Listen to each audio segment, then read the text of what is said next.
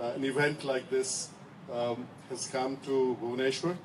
And things like these actually build what I call the emotional infrastructure a place must have. So it's not enough to have a physical infrastructure, an intellectual infrastructure, but things like these actually create the emotional infrastructure, which is the most important thing, because that makes a place and a people memorable. So thank you to Tata Steel, and thank you to Trident. I was always, whenever I stayed in this hotel, I would look at the mango grove from my room, which most of the time used to be the room out there. I would think there must be a better use for this place. It's such a waste. And of course, this shouldn't be a place for political parties, and this shouldn't be a place for weddings for sure. But little did I realize that one day it will be used for something as nice as a literary meet. So it really fills my heart. Now, I didn't mean to come and give a lecture because I know that it doesn't work. Okay? So I told that the thing that I would love to do is to have interaction with young people on anything that may be on their mind. But I didn't realize that you guys will come in suits and stuff like that, then I would have worn a tie myself. So I'm kind of dressed down and you are dressed up, so my apologies for if I look too informal, but what the hell. So over to you, and you lead the way. I'm here to basically be a sounding board. I'm here to tease you. I'm here to push you back. I'm here to play with you a little bit. So it's all yours. Thank you.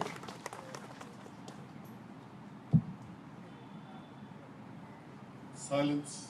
Can I go now?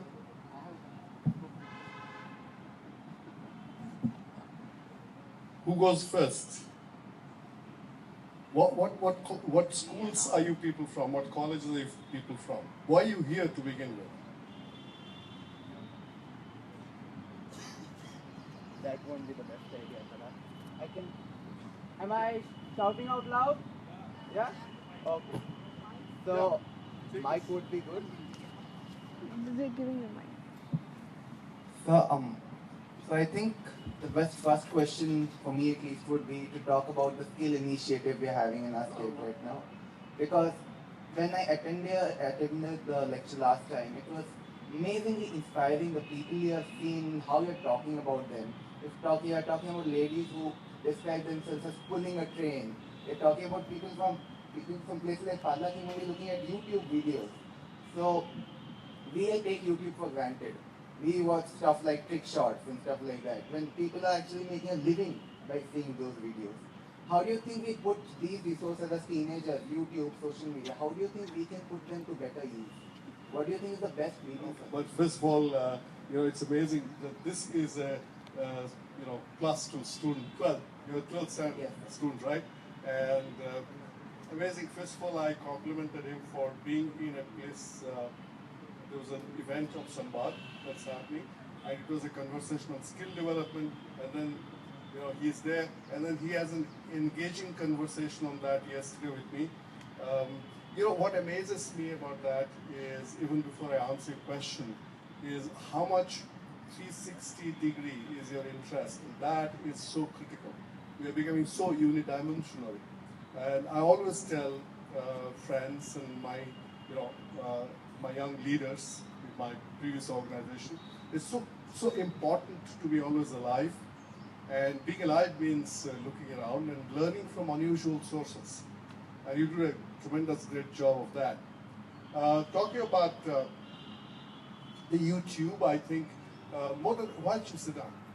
More than the YouTube, I think the internet and social media in particular is a big time waster. It is a big time waster because it reduces attention span unless you are focused, unless you are very clear about why you're using. Of course, you need to entertain yourself. Of course, you need to refresh your Facebook page, and of course, you need to tweet and do all the cool stuff. But it has the risk of making you attention deficient. Life is not meant to be hyperlinked. So when you look at YouTube, or for that matter, any internet resource, it's very important to know how much time to spend, on what to spend, what to do. But it's a veritable treasure chest. So look at all the TEDx stuff that is on the internet, for example. But even within that, you need to be focused, because if you are being blown away every now and then you will stay blown away. Okay? So life requires you, particularly at this age, to be sharply focused. And I'm a great proponent of focus. Focus is very critical in life. So look at the YouTube, and when I first came to take on the job as the chairman of the Skill Development Authority, and my world is not a privileged world like yours. My world is mostly the world of 8th and 10th class school dropouts. And some of them go to ITIs. And every ITI is a smart class, but nobody uses anything in there. So I would go there and ask, what do you use the internet for? Usually silence. Then I tell them that, look, do you realize that all the skill-related videos on any subject under the sun are available on the YouTube? So literally, and I encourage you to do this when you go back, you ask a question, or like plug in a question saying, how do I put a thread through the eye of a needle? And there is a video on that. Okay. Similarly, you say, how do I make a hydrogen bomb? And don't do it in literal terms, but there's a video on that as well. So I think there's a wealth out there, there's an ocean out there, but the refrain is to not be lost in it, not to be drowned in there. Go with the focus, choose your sliver. You can't have just way too many interests in life. And ration your time. Don't that forest. The internet is an alluring forest, but I've seen many people. Being digital is cool and nice, but it can be. At the end of the day, you have 24 hours. So you need to be cautious and careful about that. But thanks for the great question. Thank you. And thanks for being here today. Okay, so all the bored-looking guys in suits, okay, first of all, smile. Come on, relax. You guys, somebody dragged you from your bed, stuffed you into your coats, and so what do you do actually? Why don't you let me talk to you? What do you do? Tell us about yourself. What do you study? What do you do? And who dragged you in here? I'm a BTech student from KBP Institute of Engineering and Technology. My name is Simran, and I'm not from Odisha. I'm from Jharkhand. Why are you here? I'm here for the literary meet.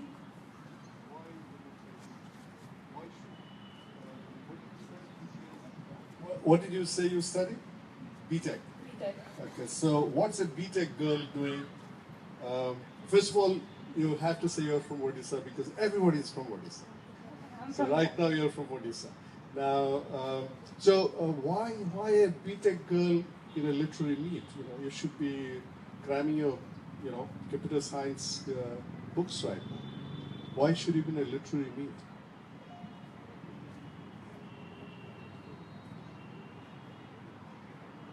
Your boyfriend has come? No! Oh, okay, no boyfriend. Okay, sorry. So, any other BTech student here? Yes, no? Ah, there you are. So can you guys come here? Let's have a little conversation. Come. At least I see a BTech student without a suit. Good. Yeah. By the way, if a BTech students and wear suits, you'll not get a job in Silicon Valley, let me tell you that. Okay, so she says that she's a BTech student and she's in literary meet, and you two are in hello, the same. good morning, sir.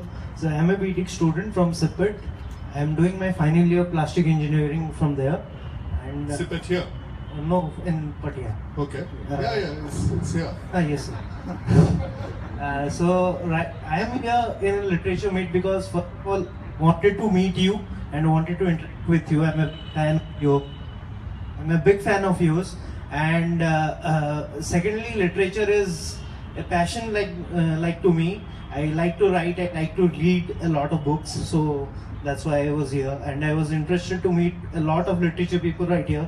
Yesterday I meet very good people. And today also, I think I'll meet some amazing people out here. Fantastic. So he's a cool guy, he's a cool dude. Fantastic. So here it is. I think it's very important to have literature as your friend in whatever you do. The greatest nerds that I have seen in my life and interacted in my life are people who can speak something about the art and literature and culture, because science and engineering are tools, but it is art, literature, history, sociology, all the liberal arts. These are what make us civilized. And so spend time. But I must also tell you my disappointment. A few months back I was at an IIT, and I'll not tell you which IIT it was. And I asked them, as interaction like that, I was there to speak on the subject of innovation. And I asked them, have you read Amitav Ghosh? And I presume, because I needed to pick up something to link it to the idea of innovation. Now, I was stunned to see not one hand went up, saying, it's a really sad state of things. Not because it's a nice to do thing, because if you want to be innovative, if you want to come out with new ideas and thoughts, you have to have a mix of what we call left brain thinking and right brain thinking. And the right brain thinking can be nurtured only if you take interest in art, literature, culture, sociology, anthropology, and all those kinds of things. But tell us a little bit about CPET, because CPET, how many of you know about CPET? All the com science guys, engineering guys. Raise your hand. Really, I'm talking to the students mostly here, not the bosses. CPET. Anybody knows CPET? 2 people out there. You must be from CPET. No. Don't cheat. So CPET is one of the greatest educational institutions in this state, in this city, and very few people know about it. And that goes back to the skill conversation that we're having. There's a lot of ignorance about the kind of resources that we have in our very state. So CPET is in plastic technology. CPET is here, and it's got a branch in Manchester and also a CPET institution in Bhubaneswar. So tell us a little bit about CPET. So CPET is basically... And it just celebrated 25th year in Bhubaneswar. Congratulations. Thank you, sir. Actually, CPET is one of the premier institution in India, of course. It is the only kind of institution which deals with polymer science. As we know, basically from what you wear, from the morning to the night, everything around you is made of a plastic nowadays. We being ignorant to that kind of fact is disastrous, I think, for India at least, because having a population of 1 billion people and not knowing about the growing industry that is to be there in the next few decades, it's very ignorant and it's very stressful also. Saying that, CPET trains people like ITI. They do diploma and stuff. They train people how to make plastic, how to deal with plastics, how to deal with the raw materials that we have, how to deal with the petrochemical industries as well. And secondly, they have started the degree course in 2008 in Bhubaneswar with BPUT, of course. And we have centers, 4 high learning centers that we call it, in all over India, which provides us the bachelor's degree. And we have PhDs and MTechs as well. So it's one of the premier institutions, and I'm lucky to be studying in that institute, of course. Fantastic. So give him a hand. And what he didn't tell is that CPET also runs short-term skill development programs. I was lucky to visit a state-of-the-art, absolutely state-of-the-art Japanese plant in Imrana near Delhi. And the company is Takahata. They make automotive, polymer products. And most of the young men and women there are actually trained for 2.5 months after their high school in CPET, and they find a job there. And they work with CNC machines. And I was very uplifted when I interacted with one young lady whose father is a driver in Bhubaneswar, and finished her 10th, and then she got trained in CPET for 2.5 months, finds a job in Takahata, earns 9,400 rupees a month, and all accommodation, food, everything paid for, and air-conditioned transport from the hostel to the workplace. And what I'm very proud about is that for Takahata, Odisha's boys and girls are the most favored ones. And So I would like to tell you any industry you take in plastics, you will find separate people working day and night very hard, and they are very talented. Of course, they are very skillful. That shows because they attend literary meets. So fantastic, very good, very good. Thank you, sir. You must leave me your name and address because I'd love to send you a copy of my book. Sure, sir. Sure, Thank sir. you. Thank you, sir. So, with that, I think we are warming up now. And who wants to have a dissenting voice? Who doesn't want to agree with the thread of conversation that we just had? Because dissent is very important. Everybody cannot just agree with everything. Any one of you? We'll come to you later because I'm really needling everybody to warm up, to loosen up. Any of the students? Okay, so let's listen to. So, which school do you study in? I don't in fact I teach at a school. Okay, that will work. I'm a professor at Kids School of Law, and I have a question like you spoke the importance of focus, and that an individual should have focus to be successful. At the same time, you also spoke about 360-degree interest. So are these two point of view are not contradicted? Perfect. Very nice, sir. Thank you very much. It's amazing that you picked that up, and rightly so. So here it is. I always maintain that the truth will always reveal itself in contradictions. So both are true, that you have to have 360-degree focus, and at the same time, 360-degree interest, but you must have focus. And you need to be able to switch. And your 360-degree focus, if you don't have, then you are not seeping in. It's not without reason that nature has given us multi-sensory capability. What if nature had given us only one set of antenna? Okay. Why is that nature has given us 5 senses so that we absorb as much? Okay. We absorb stereophonically, we absorb in color, we absorb in movement, we read, we write, we keep on absorbing. So absorb a lot, that's the human capability. But you don't get lost in that. When the time comes to focus, you can shut the world out. If you look at the life of a writer, if you look at Amitabh Ghosh, and how many of you, no, I'm not embarrassed you. But if you have come to the literary meet here, and you haven't read his work, I'm not, by the way, you didn't pay me for saying all these things. I think he is a significant writer. And he is a man who will be able to bridge many centuries for us in very gripping language. And he is a highly researched individual, so I'm very fascinated about him.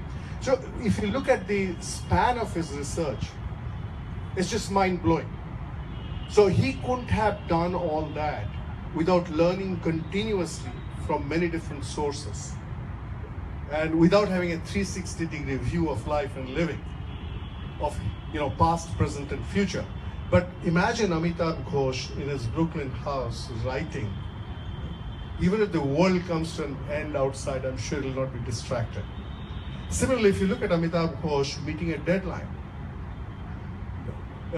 if he has to produce for a writer, Your writer is a person who's producing words. You have to produce at the end of the day. If you're not producing periodically enough, not mechanically, but of high quality, then you will be out of sight, out of mind. So when you are in the act of creating something, anything, okay, you have to be extremely focused. So, as I said, the truth will always reveal itself in contradictions. So we'll ask, so is love a nice thing or not? Of course, love is a nice thing. But what if you love your religion so much that you crash a plane into a building? Somebody did it. So is that love good or not? So spirituality, religion, and all that kind of thing is very nice. It's very good. It's meant to make us more human. But that also is a cause of much of this strife that you find in the world today. So the issue is not to look at polarity. The issue is to seek harmony. So how do you make 360-degree worldview, 360-degree ability to absorb an interest with the sharpness that only focus can bring? So I hope I passed the test.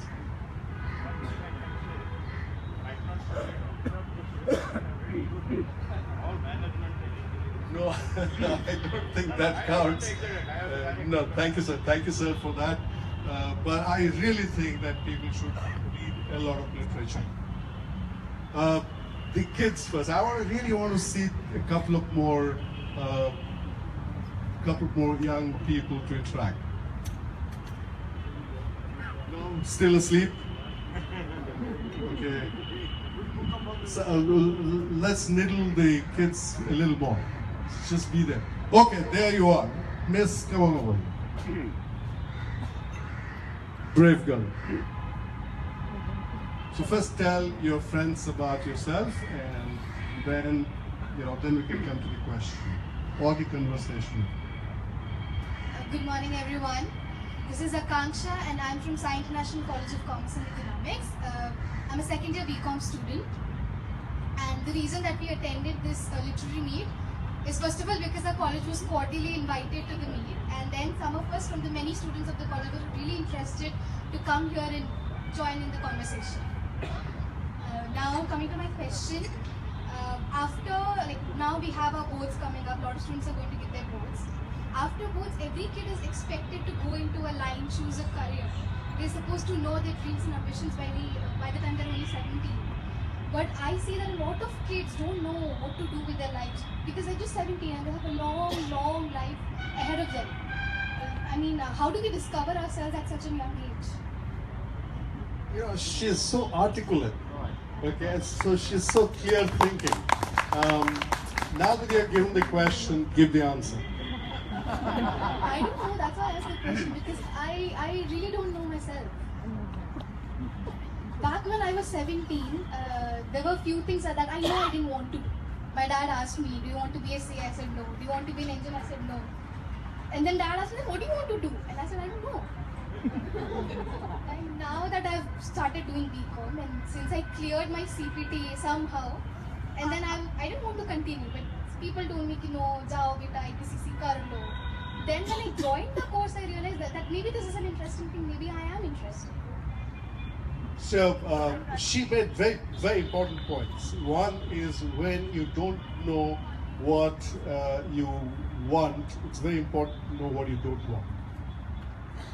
And if there's something you don't want, and even God comes and says, do it, look God in the eyes and say, I don't think so.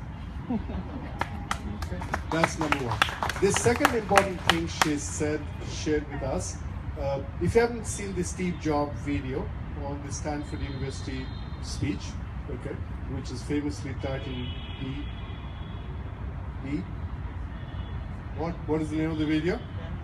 Stay hungry, stay foolish. Okay, if you haven't seen that video, going back, I'm sure you have seen that video. Stay hungry, stay foolish. Okay, so that's your number one job on YouTube today. So there, Steve Jobs talks about finding love. Finding love is very important. Okay? So you said in what you just described how you went through your own process of finding love. So here it is. You know, whenever I spend time with young people, and this question comes in every young person's mind, I look back in time, and I look at the time when I was 17 or 18 in this very place, and I left this place when I was about 18. Did I know where I will be? The answer is no. I had no clue. And not only I didn't know, despite all that you do,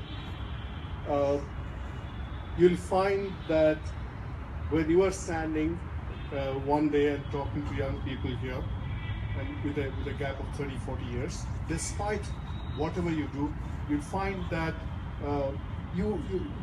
many different forces in life came and shaped you.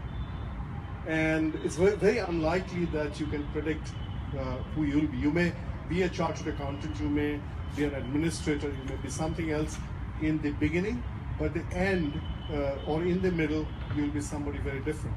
And it is okay. So when I look at your life that's ahead and my life that's the past, I like to think of rivers. Okay? So if you go to the source of the Bhubaneswar River, right? Where is the source of the Bhubaneswar River? Anybody here? We don't study geography in, of course, engineering. Bhubaneswar River starts with a thin strand and then falls as the Joranda Fall. If you haven't seen the Joranda, find time for that. So at that point, Bhubaneswar has no idea where it is going and no idea what it will look like at the confluence. The Rusikulya River, which is one of our most loved rivers in the state, Mahanadi of course, where a river starts, it starts with drops.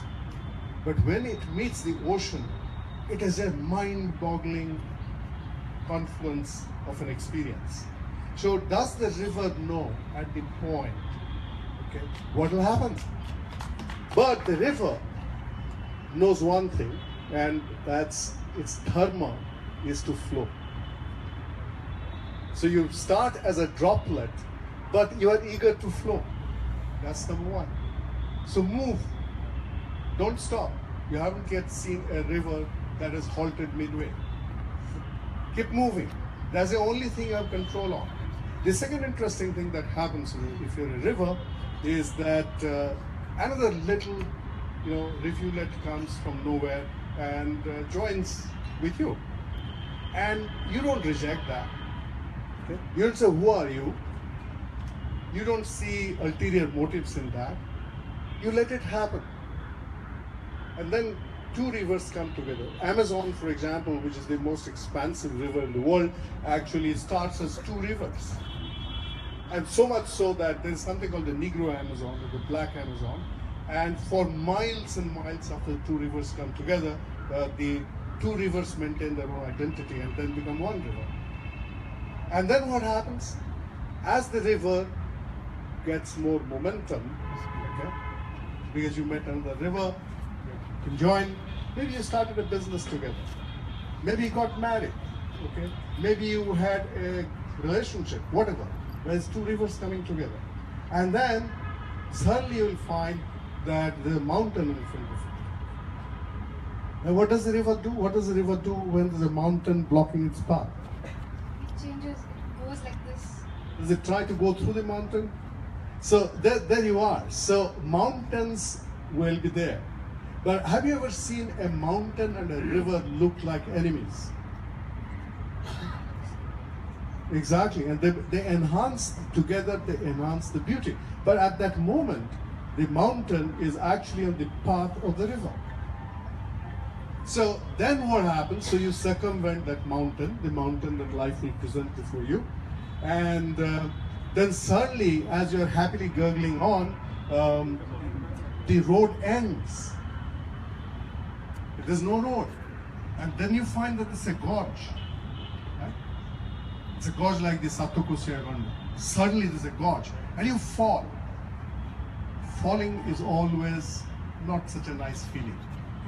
But have you ever seen a waterfall that is looking sorry? It's the most beautiful thing. So when you fall so beautifully that the whole world will kind of say, wow, what a beautiful waterfall. And then when you fall, have you ever seen in a waterfall, the waterfall cry, whimper and nag? No, the waterfall roars. We talk about roaring waterfall. So when you fall, roar like a waterfall. And then you have to keep in mind that when I was your age, I read somewhere that man has, man has two futures. The future of desire and the future of fate. And seldom the two shall meet. So our job is to make the most of it when the future of desire and the future of fate don't meet. But always think about the river and know that have the inner confidence, the trust that it'll be good, and I'll be engaged in whatever that I do. I'll give more to life than I take out of it. Not in a philosophical, long-term way, but today. Whatever I touch, it has to become nicer because I touched it. And things will be all right. Thank you.